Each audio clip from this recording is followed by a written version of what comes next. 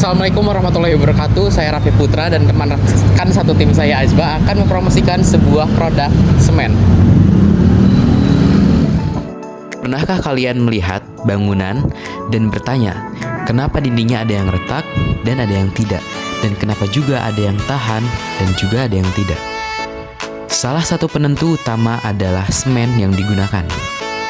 Pada umumnya, semen bisa diaplikasikan saat sudah dicampurkan dengan air dan pasir, atau air, pasir, dan juga kerikil.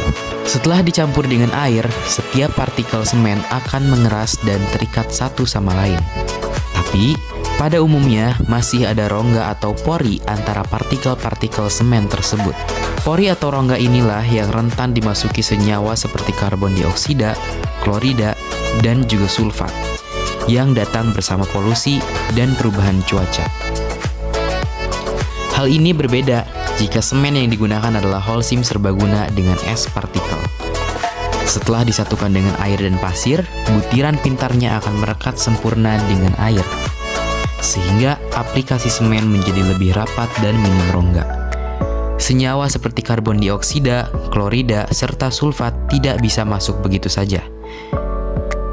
Tak hanya itu, aplikasi semen Holcim serbaguna juga memiliki kuat daya tekan lebih tinggi hingga 35% di antara standar nasional Indonesia.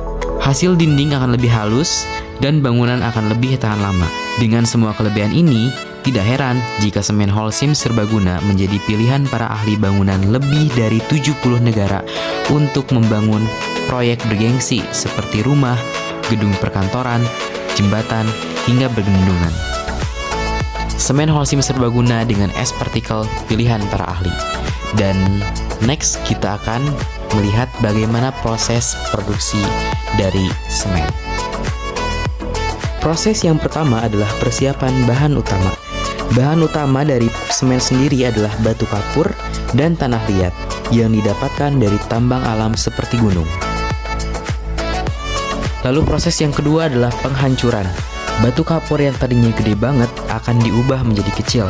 Tumpukan bahan yang dihasilkan ini bernama prahomogenisasi. Dalam tahap ini ada quality control dari pabrik sendiri.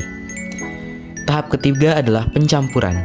Material tadi dicampurkan dengan pasir, biji besi, dan juga batu ke dalam sebuah mesin raksasa sampai struktur bahan menjadi seperti yang diinginkan. Lalu tahap keempat adalah pembakaran. Bahan yang sudah dicampurkan tadi dimasukkan ke dalam mesin sehingga suhu mencapai 2000 derajat Celcius.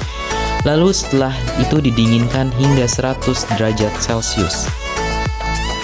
Tahap selanjutnya adalah pencampuran kedua. Setelah didinginkan hingga 100 derajat Celcius, bahan-bahan tadi dicampurkan dengan gipsum dan juga pozzolan. Tahap selanjutnya adalah penyimpanan. Dengan proses quality control untuk mengetahui kualitas dari semen seperti daya rekat, daya pencampuran dengan air, dan kemampuan mengeras. Dan jika tidak ada yang lulus, harus kembali ke tahap pencampuran kedua. Dan tahap terakhir, semen yang lulus akan segera di-packing dan dikemas dan siap untuk dijual dan digunakan.